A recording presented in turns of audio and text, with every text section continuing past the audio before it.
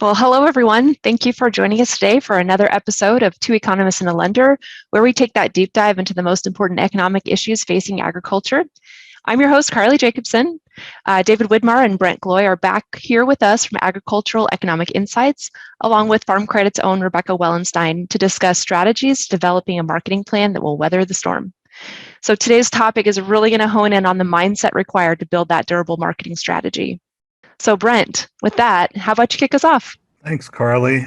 Great to be back with everybody again this week or month, and talk about something I know is I think you could consider it a pain point for almost everybody, and that's developing and executing the marketing plan. So we wanted to spend a little bit of time today just trying to help give people some background and context on how to develop an effective marketing plan that will meet your needs. Now, when I say that marketing is kind of a pain point, I think we can all admit that marketing grain and livestock is complex. Okay, it's a very important decision, um, and it's can be complicated, and we have lots and lots of options. But more than that, there are three other factors I think that are really important. One is we get a lot of feedback. Marketing is one of those decisions that we get feedback constantly on it. So if you make a sale, the market is going to tell you every day, hey, the price is higher or lower than it was when you sold that. It gives you an update constantly. And I think that's one of the things that makes it difficult because we're given all that feedback, but sometimes I think if we don't take it correctly, it even complicates our decision making further. And what I would say is we want to ask ourselves anytime we get that market feedback, prices went up, I sold, prices went up, I shouldn't have sold. We really need to think about what are we evaluating? Are we evaluating the quality of that decision to sell or the outcome? And most of the time, I think we tend to focus on the outcomes. And when we do that, we're bound to be wrong an awful lot of the time. I think we really need to get back into that framework of let's focus on the quality of the decision. Did I weigh all the factors appropriately when I made that decision? Are there things I would have done differently? Was it a good decision given the information I have? Not worry as much about, the relative price levels after that happen. The other thing that we get in marketing is a lot of commentary. You can drive down the road and listen to the farm radio station on the radio, and there'll be somebody on there every 30 minutes telling you what's happening in the market and giving you an explanation of why it's all happening. And it always reminds me of one of my favorite cartoons that I saw, which is a guy sitting in front of his evening financial news, watching it on TV. And he says, apparently, the commentator says, apparently everything that was good for the market yesterday was bad for it today. And I think that kind of sums up a lot of the quality of the commentary that we hear. There's a lot of explanations offered to explain what oftentimes are probably just small random price movements. So we tend to get sucked into that thinking that, oh, if we just had one more piece of information, we can know where that market is going. And that's a really hard thing to do. The other thing I think that we have to think about in developing those marketing plans is trying to balance our goals. Okay. Are we interested in, just getting the highest price? If that's our goal, that's going to be a very hard one to achieve.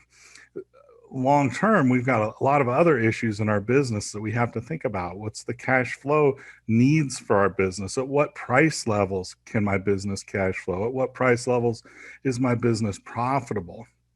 Okay. Then we also have logistical issues. So when do I have to have grain moved out of my facilities or out of my field? How much room do I have for it in my storage system? So a lot of things we have to balance, and all in the context of the broader risk management of our farm, which involves things like crop insurance as well. So there's a lot of things here that make this complex and sometimes I think difficult. One example of this is that things can change really fast in grain marketing. And here's the U.S. corn ending stocks to use ratio. And you see these two red dots on the right of your screen. As recently as May, okay, as recently as May, the USDA was thinking that we were going to have somewhere around 22% stocks to use ratio on corn. Today, that number is below 10%. Changed really, really fast, caught a lot of the experts by surprise. And what we have to do in our marketing plan is make sure that we can adapt our marketing plan to fit the changing conditions as well. So Brent, I really like how you set this up, and it's marketing is oftentimes a lot of our hardest decisions because there's a lot of there's changing information. There's a lot of feedback from external, but also internal. So it's just a really hard, it's like all of our biases or all of our emotions sort of come together at this one point. And then this fourth point here is things can change, and they change really quickly.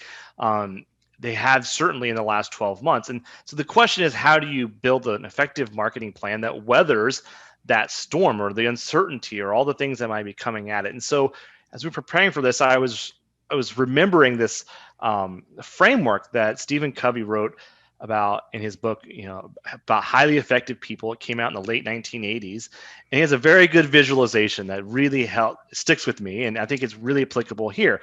In his visualization, he had a big bucket that he needed to fill, and in that bucket, he had to put big rocks, gravel, some sand, and some water. And he goes through this analogy. Well, if you put the water in first, and then you put the sand in on next, and the gravel, and then the big boulders, you're going to have a big mess, and it's all not going to fit. And it's all about how you put in different ideas or put in the priorities. And so he said, if you put them in the right way, you can get a lot more to fit, and you can get a lot more time in your day or a lot more information into the decision you're making. So he suggested you start with the big things, the boulders, and then the most dense objects that you have. And then you can come in with the small gravel, and they can work their way in between the big boulders. And then you can add the sand, which works its way even more. And then finally, the water finds all the little nooks and crannies, and it can fill itself up. So you can get a bucket that has a lot of content in it. I think that's really important for our marketing plans. We have to layer in different amounts of information, and we have to put them in the right way so that we can sort of get as much content in there as possible, but also we don't miss something. And so for today's conversation, we're going to talk about 3 types of information that should be included in your marketing plan, but also the decisions that you make about marketing.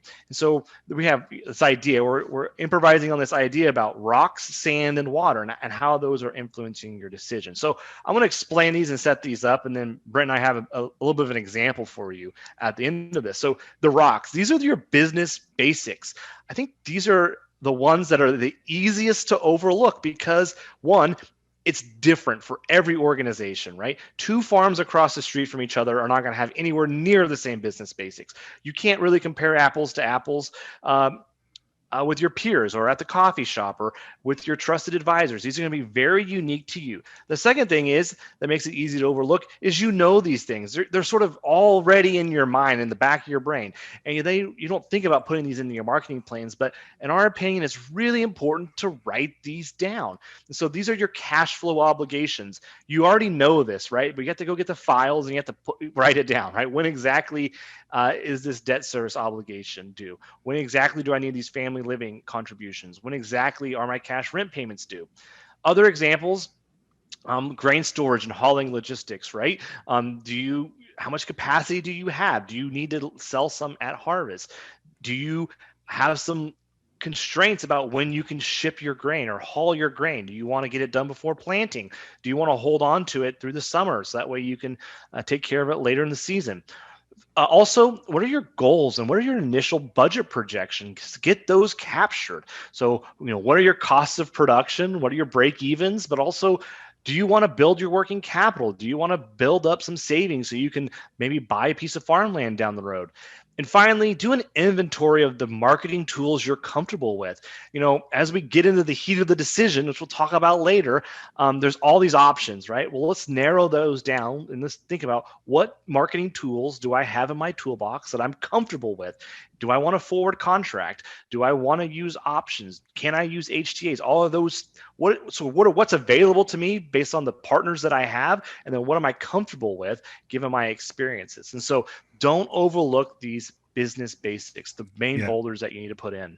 And David, I think this is a really important point in that these are the first things that should go on your plan. Because if we try and stick this stuff in at the end, after we've been making it our whole goal just to get the highest price and try and stick in our business goals, we're going to find that they probably aren't going to align. We want to start with these business basics and really take some time to think about, what are your budget projections? What are your profitability levels? What are those constraints that he talked about? Really, really important to start here. And here's some secret sauce, right? If you spend the time to update these, they're probably going to be pretty darn relevant a year from now, and they're not going to change very much in the next 12 months. So if things completely change, maybe there's a big preventive planning scenario like we had 2 years ago, or there's a global pandemic like we had last year, these business basics, these boulders, aren't going to change all that much. And that's really valuable to you because you don't have to start all the way over, right? Your plans can be built off from this foundation. So let's go to the next level, the next density of information we should be adding into our business plan. We call this the SAN. These are your growing season updates. These are the things you know are going to change or evolve or iterate as you go through the growing season. So one, what marketing decisions have you made? We need to capture that in real time. I made this marketing decision to forward contract X number of bushels at this price going forward. The second point is update your production estimates. What did I get planted? How are the yields going? How is my storage availability looking? And then those two pieces sort of flow into the third piece, which are your budgets, right? Did you get your cost of production in at the same price that you initially budgeted, right? Did something change? Did you have to add another herbicide pass? Did you have to start watering maybe a little earlier than you planned? Did you need to buy some extra feed or extra hay for your livestock? And then the fourth is, these are some of these marketing goals or these rules of thumb that you tell yourself that you need to do. So you might be telling yourself, I want to get 25% of my grain forward contracted before July 15th, just to take care of, some of this market rally that might be coming my way, right? These are these rules of thumb that you might be working with. But these are things that you're going to layer in next because you're going to update these as the growing season unfolds. The third bucket here, the third item we're going to add to our bucket are the water. It's the water. It's our current conditions. This is all the information that has a way of finding you, right? This is all the reports that the USDA comes out, all the conditions or the weather reports that we're following. These are our personal biases or our personal expectations, right? We have expectations about what the March prospective planning report's going to be or what the yields might be coming in at. And then there's also all the market prices and all the quotes. And there's sort of the broad market trends, right? There's what the Board of Trade's saying or what the deferred contracts are saying in the futures markets. But then there's also drilling down. This is what I could contract for harvest at. This is what option I have for my HTA or what the prices are for some puts and calls or maybe the futures that I actually want to go out and maybe buy. But think about the shelf life of this information, right? It's going to be very short. It's going to update very, very quickly. And some of these at the bottom, right? Those are going to update almost instantly. As soon as you look at the screen, it's going to update itself. And so we have to really think about this information is very important, but it changes very rapidly. And we have to make sure that we include it, but that our marketing plans aren't exclusively based on this third level of information, this water, these Right. current conditions. Right, David. And I think this is one of the things that causes lots of frustrations with producers and farmers and even myself is we tend to focus on this water and we're pouring all this water in and pretty soon we've got a gigantic mess because we just get overwhelmed by the short-term movements in the market and we're not going back to what were my overall goals? What were the rocks that I put in that jar? What were the overall goals that I had to meet and I needed to meet? And is my marketing plan achieving that? And too often, I think we get too trapped in the kind of current conditions that causes frustration, causes us to think we're doing a lousy job, or sometimes to think, oh man, I am a genius, in terms of where prices are going. So I think, when we think about this focus, we've got to always go back to those big boulders that we put in the jar to start with. So Brent, let's get a little bit of an example here. So should I sell 10,000 bushels of corn this week, right? So if we think about, this is the question that we're trying to decide in our mind. Well, let's go through all of the bucket of information, the jar of information we have. Well, our rocks, the business basics. You need to sell 200,000 bushels at harvest because of the logistics of your operation. Second piece is the current price is profitable and allows you to meet the goals that you have. Now let's move into the sand or the growing season updates. You haven't sold any yet. Your goal is to get 50,000 before planting based on your rules of thumb and what you've sort of, your secret sauce to your marketing plan. The second piece of sand information is your budgets haven't changed, right? You're still comfortable with these break evens. So finally, let's go to the water, right? The current conditions. You're bullish and you think prices could go higher. You've also looked at the basis here, and the bids aren't all that exciting, right? They're about average. Now, let's think about this, right? You should ask yourself, what would I do if I was in this situation? Well, if you only focused on the current conditions, right? If you were only looking at the current conditions, your decision jar only had water in it, you might not pull the trigger here because you're still bullish and you think about the basis. These are the types of conversations we might have at the coffee shop. But if you think about all the rocks and sand, you might look at this and say, hey, this is an opportunity here for me to meet those goals. I have to make a decision here and I have to do something at some point. And if you think about the rocks and sand, it starts to become a different conversation. I think this is really important, is that we can maybe sometimes move away from this chatter about the current conditions and we start to get down to the nuts and bolts of our specific operation, our specific needs. Right. Focusing on those bigger picture goals is really, really important, because that water information always is tending to push us to either, usually to delay. And we can talk ourselves into that all the time. But if we go back to those basics, I think it will help us make better decisions. So, we have a couple slides here left before we get Rebecca and our lender expert, but one of the real values of following this framework is what happens when things change. Things are going to change. Change is inevitable, right? You're going to make a plan and it's not going to work out. And that's a really frustration for a lot of us. But Dwight Eisenhower has a great quote. Of course, he has a lot of experience in had a lot of experience in making plans that didn't work out in real time. He said, the plans are worthless, but the planning is everything. And see this activity as an investment into your future decision-making process, right? See this as you investing in being able to make a better decision down the road because of this planning exercise. And we want to have a marketing plan that avoids needing to be a complete do-over, right? That needs to start over. And if we have one that's focused on those water categories, those will change rapidly. And also we need a plan that can be updated very quickly. So to sort of recap here, as we think about how you can use this, there's two ways we can use this, right? Is either making our current plans more resilient or starting from scratch and creating a new plan. And I think the first thing is really important is identify the rock, sand, and water in your plan. And my bias here is to highlight them, right? Because if you start highlighting them in the Word document, you can see the colors, right? You can see, oh, these are all the rocks, these are all the sand, these are all the water, and this is how this is playing out. You can find the gaps, okay? And then make sure you get all these things in, the business basics, the updates, and the water. And my preference here is to put them in that order, get the rocks in there first, because otherwise, when you get to the current conditions, it's going to be sort of a lot of loose trails, right? But we can really spend the time to get those rocks in. I think that's just so important because, again, I keep coming back to, and I did this in my growing on session this year, was it a good decision or a bad decision to sell corn last July? And, everybody said, oh, it's a terrible decision, but and I knew that's probably what was going to happen because we all tend to focus on that outcome. That's more like the water.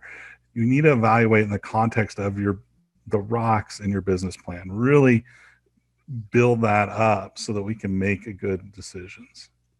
So Brent, before we get to Rebecca, she's going to join next. I just want to challenge everyone. It's, if you use this framework in your marketing plans, when you go to make a decision, you can ask yourself, what's impacting my decision today?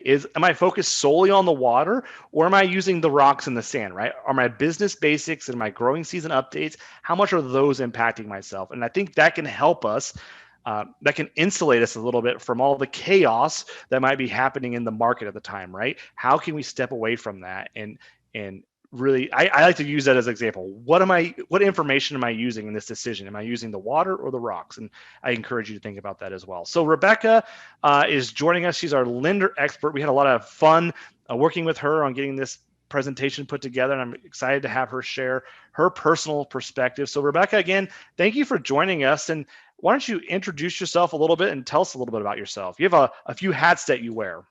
Yeah, thank you guys. It's a pleasure to be with you this afternoon. So yeah, my husband and I have been married for over 10 years. We farm here in Southeast South Dakota.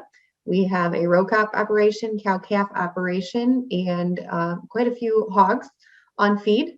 So I jokingly call myself the hog boss, and also the marketing lady. So I am in the trenches with all of you as producers, and get to make sometimes what are great decisions and sometimes what aren't some great decisions, and get lovingly ribbed at home about sometimes when those decisions aren't the best. So tell us a little bit about some of those less than optimal decisions. We won't call them bad, right? But maybe less than optimal decisions. And how do you think about that internally? And how do you navigate that as you're making a future decision?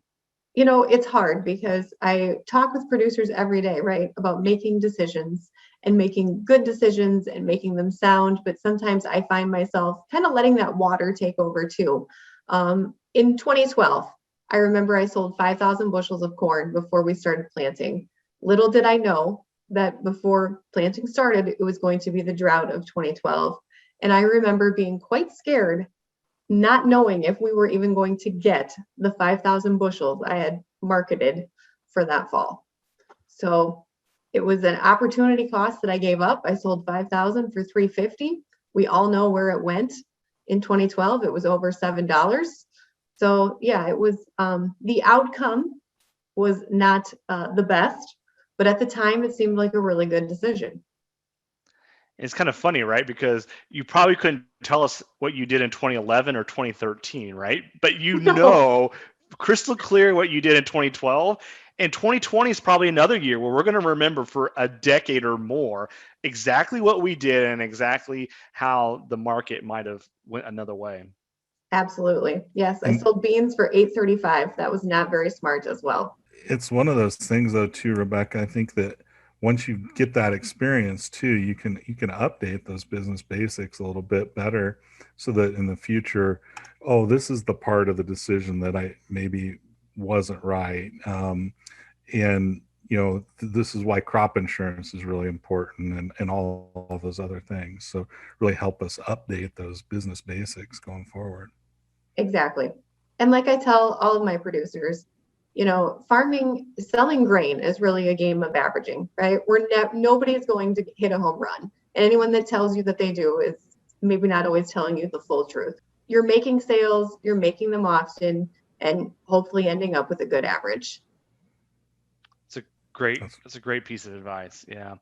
So let's think a little bit more about the marketing plans. What's a common mistake or maybe a misconception or something that's just flat out wrong that you see on a regular basis that you would like to sort of shed some light on and talk with us about today? I think the biggest thing is that producers are just oftentimes scared to make the wrong decision, scared about what other people will think of their decision. And I think they're also scared sometimes that they don't know and they're afraid to ask a question. So I think it's just finding someone that you feel that you can trust, who's going to really offer you an unbiased opinion. I think that's the biggest thing, is to find someone that will tell you, hey, you know what, try this. And I think that would be my biggest piece of advice would be try something, right? And try it on a small scale. Dip your toe in the water. Not to kind of use the analogy here, but you got to try something, right? Or you're always going to get the same results. Yeah, I always remind myself that you can't edit a blank sheet of paper, right? You can't improve a marketing plan that doesn't exist, right? So you got to get something on paper, and then you can put it into action, and then you can make improvements on it the next year because you have something written. You can say, this is what I did, and this is how it turned out, and now I need to make some improvements. So you got to start somewhere. So I'm going to circle back to something you mentioned earlier about crop insurance. And one of the pieces of advice that, or rule of thumb, we hear a lot, and I think it's a good thing to keep in mind. Sell up to your crop insurance level. Can you explain a little bit about this, what it means, and maybe what happens when everything might turn out like a 2012 like event? Absolutely. I think, everybody runs around saying, sell up to your guarantee, sell up to your guarantee. And we don't really know what that means until we get into a situation where we find out that we might actually have to find out what this is all about. Here I am, I don't have a crop. I sold up to my guarantee. I know I'm not going to produce it. Now what? So, a lot of advice that we give producers is the harvest price is going to be set in October. That's when we're watching that market. So that would be the time then to buy back the bushels if you're forced to buy them back. Every elevator is going to be different. Ethanol plants are going to work differently than your elevator. So it's also knowing what you've got yourself into. What kind of contracts do you have? Are they going to be contracts I have to deliver on, that I have to physically give them grain? Or are they a contract that I can roll if I decide to roll it? So I think, anytime you make any decision, you should probably always know, worst case scenario, what am I up against? So, but again, from a crop insurance standpoint, if you've got to buy back those bushels, you're going to want to buy them back when we're setting that harvest price, because crop insurance is always going to pay you on the higher of the two. Right. I think that's a really good thing to point out, Rebecca, because I think that advice is given a lot. And I always somewhat question it myself. I think to me, it feels very aggressive. But I've been in that same position that you were when you're not knowing whether you'll have anywhere close to enough stuff to deliver. And so you really start to get your spreadsheets out and figure out where you're at. It changes your perspective a little bit, I think. If you could put one piece of advice on a billboard for thousands of producers to see across the country, what would you like that message to be here in March 2021? Well, as cheesy as this sounds, David, I mean it with all my heart, and that's believe in yourself. And that can go for anything, right? Not just even marketing. I think so many farmers don't believe in what they are doing, and they are just kind of scanning the masses, seeing what everybody else is doing. And it's, what? Believe in yourself. Believe that what you're doing is okay and that you're doing the right thing for your operation. Great piece of advice. Yes, I think things like this marketing plan, right, are going to help you create a scorecard that allows you to be able to benchmark yourself, right? You just can't go to the coffee shop and compare prices to prices and feel good about your decisions. You're going to have to create a scorecard through this marketing plan that allows you to say, hey, I made this decision because it met the business basics and it met my growing season outlook and it met all my needs, and not just sort of the water element, just that market chatter that we might get sucked into. Rebecca, I wanted to ask you about something that came up as we were preparing, and we kind of alluded to it. Can you tell us a little bit about, indecision or decision making? Can you just explain a little bit about that? So I think, we kind of talked about this prior to, is that, even though when you don't make a decision, you're still making a decision. So inaction is really a decision. And even though I say, hey, I'm waiting, like right now, am I selling grain? Am I selling my 2021 crop? Not yet, but I'm making a decision. So I think that's where we just kind of get all balled up and thinking we're not doing anything. Well, we're still doing something. Yeah, I like that a lot, because I often think we sometimes say the decision is, yes, I'm selling grain today, but we could flip that around a little bit and we actually say no a lot, right? So it's more like, should I sell today? It's like, oh, should I not sell today? If we flip that just a little bit, it might change how we think about that decision a little bit. No, I'm not going to sell today. No, I'm not going to sell today. Well, eventually you might actually start to sell some stuff. That's not directed at Brent. He was worried that indecision. He likes to use the pocket veto sometimes. So I do. Well, let's get into a few of these questions. What % of our estimated yield should we have sold by harvest with a range? Well, I think, one of the first things is back to your business basics, right? Do you have on-farm storage? And if you don't, then it's, that might be a very different equation for you than if someone who has lots of storage, right? And so that is one of those unique identifiers to your farm that might automatically start to impact that. I think that's why we have to work through these business basics and those growing season updates to help you. And then it gets back to your own internal rules of thumb. So I'll just start with that.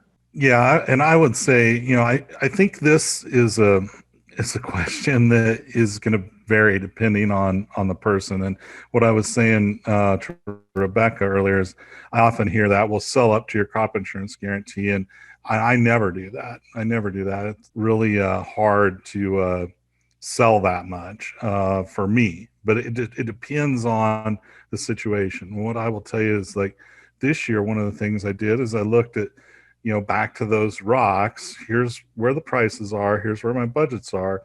Here's the level of profitability I could achieve given that. And then I did some analysis. Well, what happens if I price 25% of my crop around these prices? And one of the things I found is that it greatly reduces the downside risk of meeting a bunch of targets. So that was one of the things I looked at and arrived at a percentage that I felt comfortable with. I don't think there's any set answer for all people. We do know, historically, the market tends to build risk premium in the spring. And I what I always say is it's probably not sensible to just sell all of your crop at harvest, and it's probably not sensible to sell all of your crop before harvest. So truth lies somewhere in between, and averaging it in over the growing season, those points where there tends to be market uncertainty built in. Of course, why is that uncertainty getting built in the spring and in July? Because it may not rain, or we may not get the crop plant. If we don't, the prices are going to go a lot higher. So just because historically those have been the highest prices doesn't mean that they always will be. And so we always have to use that kind of understand, go back to the business basics of your operation. Are these prices that are profitable? Are these prices that remove enough downside risk? Are these prices that give me a good chance to achieve my long-term financial goals? And that's what I really like to focus on. And Brent, just to add on that, I think we got to think about the game a little bit. I think it's more about getting hits that get us on base, right, and not hitting the home runs. And I think that if we change that mindset just a little bit, we got to look at each opportunity. Is this going to help me meet those goals, and not necessarily trying to hit for those home runs? And Rebecca mentioned that it's all about averaging, right? We got to make sure we're making good decisions, and we got to keep applying that. And we're gonna miss sometimes, or we're gonna miss the top sometimes. But can we put in practices that also help us avoid these doomsday outcomes? Because if you're trying to hit home runs in baseball, you're either going to hit a home run or you're going to strike out. That might not be the best marketing plan for us, for our operations. So we got to think about how can we do it in a way that helps us get on base and take advantage of opportunities that present themselves. Well, I think the hardest part as a producer has been, like, the last few years, the guys who have consistently forward marketed haven't really been the winners. So then you almost start to second guess yourself, like, well, is it even worth it? Do I just always wait till harvest now? I mean, I have that talk with a lot of producers who have been really good marketers, and the market hasn't rewarded the guy who has gone out and made some early sales. And who's to say 2021 will be the same way? So it's just kind of sticking with that, making a plan, sticking with it, knowing that some years is going to be great and some years it isn't. Yeah. I have a question here about what's the best route for finding a market advisor? I could use some advice on when to sell. What's the best route for finding a market advisor? I think it's really important when you talk to the advisor that they understand what your business basics are. So what are the price levels that are going to work for you and what won't work for you. What's the risk? How much risk are you willing to take? Kind of that they have a good understanding of what your situation is. They're making recommendations for you.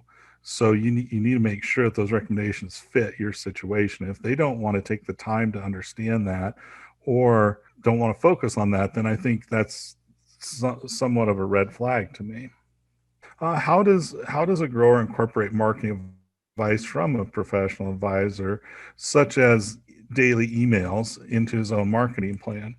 And this gets into more of that idea of, the stuff we all like to talk about. I mean, we could sit here and talk about, the market situation today, headed into the prospective plannings report. We could talk about that for a long time. It's really fun and engaging to do. But I think we have to take that kind of daily commentary, put it back in the context of what are our long-term goals? Are these prices that work for us or not? Can I afford? Yes, I feel bullish right now. Given the situation of my marketing plan, can I afford to wait for that next pitch to swing and try and hit that home run? I think we got to also think about, where that advice might fall short, right? Thinking about both of these. There are some farm level things that market advisor might not be able to help you with, that you have to realize that, okay, their advice is about this, but I have these needs or these constraints or these logistical barriers or these basic elements that I have to address. And so I think it's also helpful to realize, where is this advice maybe going to not be helpful, or what do I need to supplement this with for my own operation to make sure I get a full comprehensive jar of water, sand, and rocks. There was a comment in here I think is really important, about crop insurance not all being created equal. And it was talking about the harvest price option in the context of 2012. I think, Rebecca, you want to clarify. Yeah, so just to clarify, yeah. So all of the producers I work with have the harvest price. It's not something that we even discuss not having, because you can take the harvest price off, or you can buy just yield protection. But like I said, 100% of the producers I work with are going to be having that harvest price. So, but it is something that is out there, and it is something that others didn't know they had in 2012, and it kind of made a reckoning, so to speak. Right, and it's a good point. It's one of those things you don't want. The wrong time to find out what's in your insurance policy is when you've had a loss, right? Whether it's a property insurance policy or a crop insurance policy, we want to know what that policy says going into it, so we're aware of the risks we're taking. The harvest price option is a good example of that. That's the option that if prices increase at harvest, you get the higher of the harvest price or the base period price, the pre-plant price. That comes at a cost, right? Because they have to charge for that. But if you don't understand what you've got in your policy, you just want to pick the cheapest one, you might pick that. So not saying it's wrong to not pick it or pick it. It has to meet your needs, and you want to think through what coverage you have. And that's one of those rocks, right? That's a business basic that plugs into that business model. Either you have it or you don't, and you need to know that, and you need to put that in your marketing plan. That way you remind yourself every year, like, have I changed my crop insurance? Have I changed my risk management program in some way? And that could be something that helps you update as you move forward. Here's an interesting one. What type of marketing strategies should I be investigating, or are there underutilized strategies that maybe people aren't taking advantage of? I'll just share my bias. I think some of those, they cost money, right? But I think sometimes these programs that help you sell so many bushels over a time frame is sometimes an interesting strategy. Take some of that risk off the table. It's this averaging idea that we've talked about, that Rebecca brought up, that we've talked about a lot. They have pros and cons, and you need to look into them a lot, but it's maybe something that someone you might be selling grain to or livestock to might have as an option to you. But I always find those to be an easy way to get some bushels sold, to get some sort of a base level of sales in that kind of takes some of the pressure off. Knowing my bias, because I won't pull the trigger, right? And then all of a sudden I got to sell a lot of grain in a short time frame. But if I put some of these over here, where either some sort of automated process is selling them for me on an averaging basis, I think that sometimes adds a lot of help to my thinking process. Like, okay, I am selling some grain, right? Maybe I'm not actively selling it, but I am marketing some grain as we go through here. Right. It's kind of a self-imposed discipline, right? Anybody could go and sell grain on a certain day of the week at the same time. You could all do that, but we won't, because we're humans and people don't behave like that. So by doing that, you get that kind of guarantee that it's going to get done. And so I think those are interesting. The other thing I would tell people is that one of the things I think is often underappreciated in marketing is the role of basis. And we often talk about price levels on the Board of Trade and forget about changes in basis. And, from back to my professor days, we used to always say, that basis was of futures prices and the things that make up the cash price, the futures price and the basis, the one that was predictable statistically tended to be basis, not the futures price. So it tends to tell you, hey, you ought to pay some attention to basis and really watch it and try and manage it aggressively. So I think that's one of the things I would encourage people to look at pretty closely is the basis.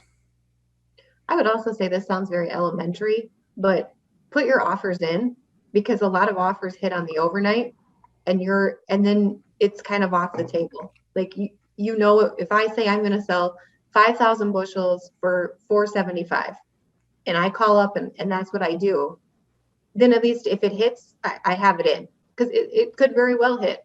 And if you set that price, it's maybe at an unemotional time, and then it's done. That is a great piece of advice, because I play that, right? Like, oh, I'd sell a $4.75, right? And then you get busy, and that market give you that opportunity for maybe an hour or half a day, and you were doing something else. And I always use the example about, the market usually gives you some premium right after planting, sometime in June or July, but that's also the busiest time on the farm, right? There's a lot of stuff going on. And I think that's just a really good advice. You make that decision in a good headspace, and then you don't have to sort of chase the market and be constantly hooked into it to ensure you jump in on that. You're sort of letting the decision carry itself through. Let the decision execute itself. Thank you. So that'll do it for another episode of Two Economists and a Lender. Thank you, David, Brent, Rebecca, for leading today's conversation. And for you in the audience, thank you for joining us. Look forward to seeing you online again next month.